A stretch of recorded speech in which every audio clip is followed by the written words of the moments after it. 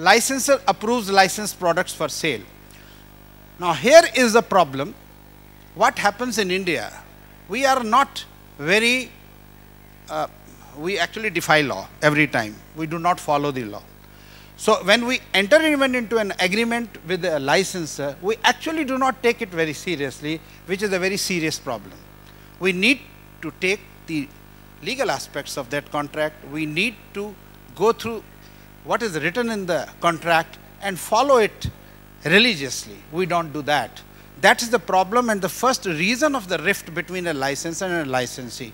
We feel it taken for granted once I have given the money, because that the approach is that when I am giving the royalty fees, they have no business to, interfere in my business. I have taken the brand, I am putting the logo, I am putting the same color scheme which they have given the guideline. Now why are they looking into the approval of the samples? Because it delays the process. Now there are two things to it. Even in Disney, we have a process. We make prototype samples, we send it to them, because there is a story of color even in Disney, that a princess has to use this particular shade of a pink color. We have to follow that. Unfortunately, we Indians somehow do not take it very strictly, religiously, like we are not very disciplined guys, one must accept it. So we do not follow discipline even in the business. And so we hesitate to give the sample, and probably we feel licensor will never come to know, let's launch the product. And we do that. And I've seen it in all many companies that we do it. And then the objection comes, whether it is a Disney or whether it is a Nike or whether it is a Lotto. What the hell have you done? We have never seen this product. Who gave you the approvals? And then we sent you samples, but no reply came. So the excuse is because the blame is on the other party. You never sent us approval, so we thought it is approved. Silence is approval. That is the approach we take. And we launch. Anyway, again, the best route is to say sorry, apologize, and carry on the same way. But this creates distrust between a licensor and licensee relationship. Licensees sell licensed products to authorized retailer. Here, obviously, the contract very clearly indicates that the license has been given for manufacturing, selling, or even exporting or not. I will not quote. There are many parties who take license for India, but supply to Bangladesh and Nepal even without any approvals or without any agreements, because they feel more turnover is better. But where is the sanctity of the agreement when the Bangladesh and Nepal or Sri Lanka are different countries and you have rights only for India, but we make a way out somewhere to increase the sales by selling it to Nepal, border is open, or selling it to Sri Lanka. You have some friend there, and then make him an agent. He will pick up the stock from India at Indian rupees and transfer at his own risk and cost. So you are a free person to sell anywhere. But it creates a distrust at the licensor level, because you cannot stop the news from spreading out. A Sri Lanka guy or a Bangladesh guy will open up and write a mail to the main licensor company, look, in my country I am getting the stocks made in India. This creates mistrust. I think before blaming the licensor, licensee themselves should also be very careful that what has been written as a part of the agreement, let's follow it religiously, sanctity should be given that, and legally.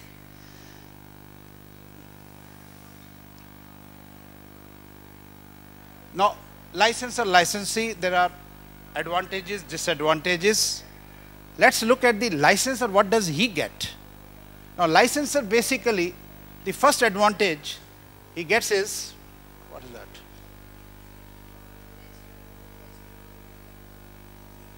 I can't read it.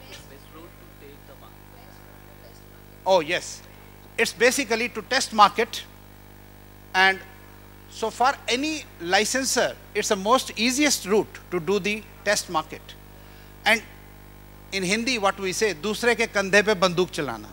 So they find a partner, use his shoulder and hit the gun Look, if it clicks, then I will come back into India. If it doesn't click, let the licensee suffer the losses.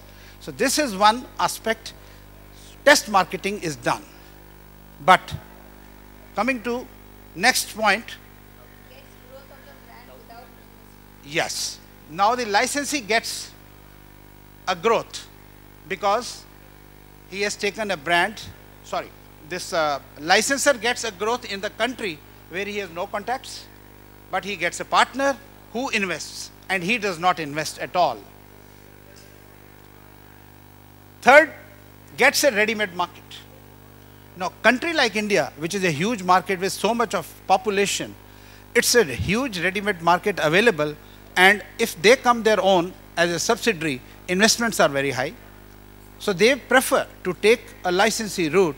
So there's a great advantage of, saving a lot of money and getting a ready-made market of millions of people who will use their product, whether it is apparel, footwear, accessory, or anything for that matter.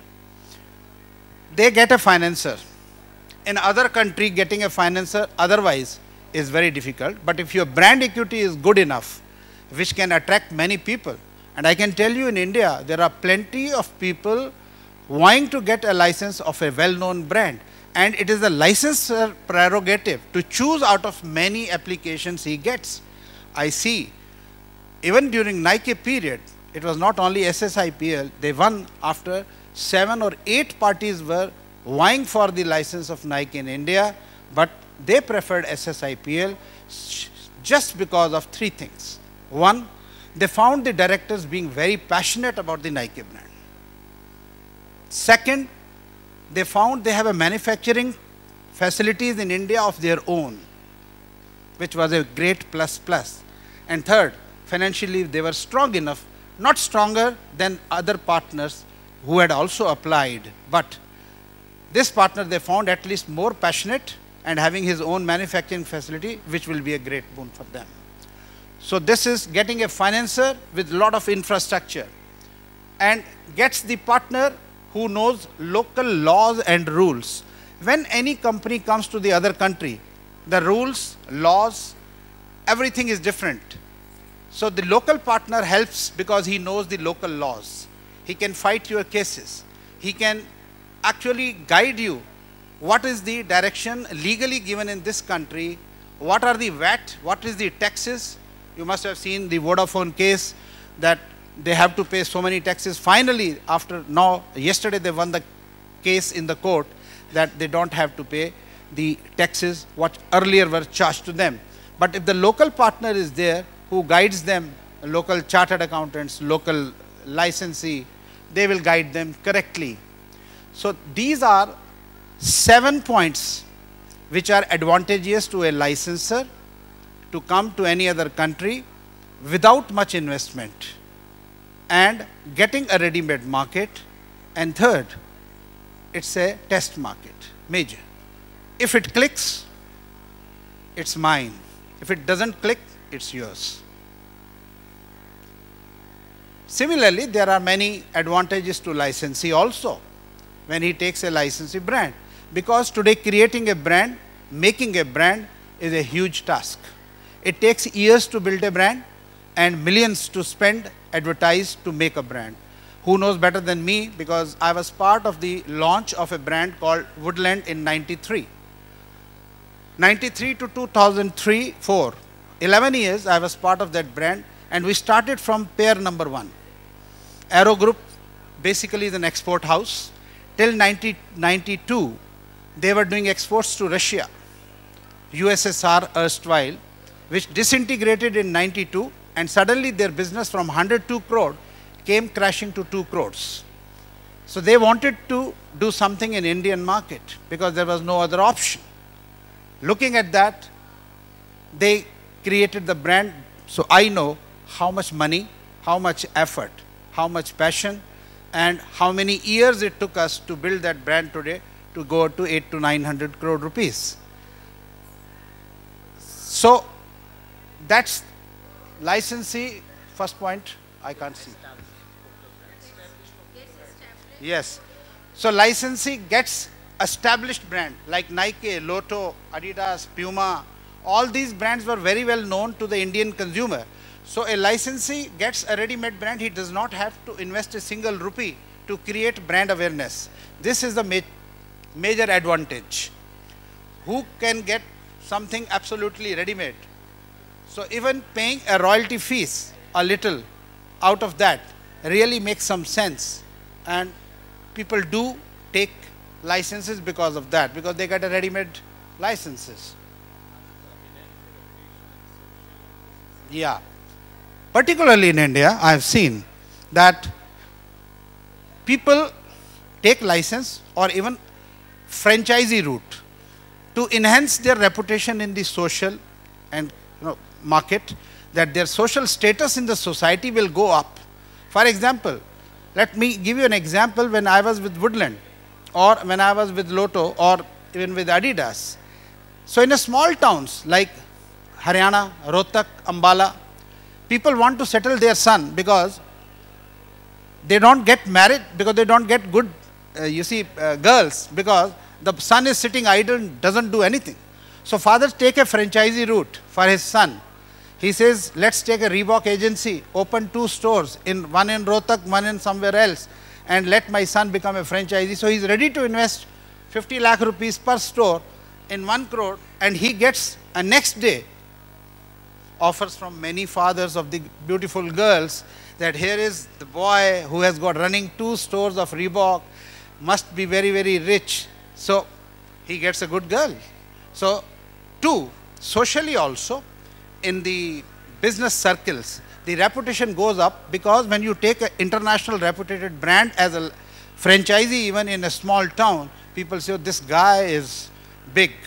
He is the franchisee of Reebok, Adidas, and this and that. So his local reputation goes up in the circles, which matters a lot. 3, gets knowledge about business and technology. This is a huge plus. The knowledge and technology which one gets when he signs a license arrangement between an international brand. I tell you, even we as an executives who work, I think for us it's a great eye-opener. I have worked earlier with other companies in FMCG before I started Lotto, and when I worked in Adidas, and when I launched New Balance and met the people of New Balance in US, Boston, the experience of sharing the thoughts and learning from them was so great that I forgot my 10 years history of building a brand like Woodland, that my God, I have been missing 10 years this knowledge. So when I, as a person from the industry, knows, particularly I feel I know a lot of things about footwear, still feel that I knew nothing when I met people from New Balance and Adidas, or even high-tech shoes of UK at their factory.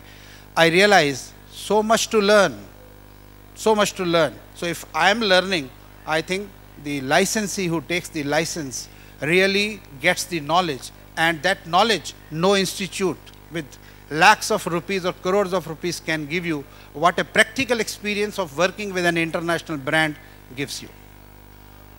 Gets good ROI. Now in most cases, every licensee feels return on investment. If I'm giving a royalty is also an investment, MG is also an investment, and building a brand in this country is also an investment. And this return on investment, he looks into any business, and if he is getting it, I think this is the biggest advantage to a licensee. Now coming to my last slide, which is a bit funnier, but which is practical and true. This relationship of licensor and licensee is more like a wife and husband. Don't laugh at me. We all, wife and husbands, fight throughout the day, but sleep in the night together. Same applies here. A licensor and licensee has a right to fight for their rights. Licensor will always say, you have to do this to complete the obligation. Licensee will always say, I will do provided you give me this. Same like wife and husband. They fight every day, every night. So it's a relationship of mutual trust and faith. Unless there is no mutual trust and faith, no relationship, whether it's a family relation, whether it is a wife-husband relation, or whether it is a business relation, it will flourish unless there is a trust and, you see, faith. But again, there is a saying that there is a 7-year itch in you see, marriage. Unfortunately, in business, it's a 3-year itch. It is my experience. I have noticed in all companies, the itch starts within 3 years and they say enough is enough, bahut ho gaya, let's start something new. Why start something new? Because there is nothing new happening. And both look for new partners because there is a fatigue factor. Like here also there is a fatigue factor. Same in wife-husband relationship, there is a fatigue factor. You see the same face every day, so you feel something freshness. So here also, he is fed up of selling the same Lotto brand, so he finds some better brand, new, attractive, more margins probably, and more ROI probably. So he starts looking for a new partner. To keep harmony, follow the rule, give and take. But to avoid this, the best thing is give and take. In any relationship, personal, family or business, give and take is the mantra of success, and which we call adjustment. If we are not adjustable to each other's requirements, then obviously we are not successful in business. You have to understand the difficulty of your partner. If you say we are business partners, and if we don't understand each other's difficulty and try to solve it by give and take, which we call adjustment. Why do in India the wives still carry on with the same husband who is cribbing, or the husband carry on with the same wife even for 25 years celebrating their silver jubilee? You mean they never fought? They fought daily, but they carried on because they're of adjustment. So I think this same relationship is adjustment. Better partner, better girlfriend, bound to break relationship. Person always looks outside the marriage. Businessman always looks outside better opportunity. If I am not keeping satisfied my present partner with the proper profits, with profit service, then obviously he will look for an outside opportunity. Never give him that opportunity. Keep partner happy and satisfied. The last mantra, 7th mantra is, if you are keeping your partner happy and satisfied, there is hardly a chance of breakup.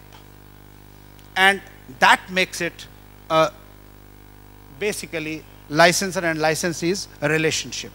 If this relationship is followed, less breakups will happen, more profits will come up.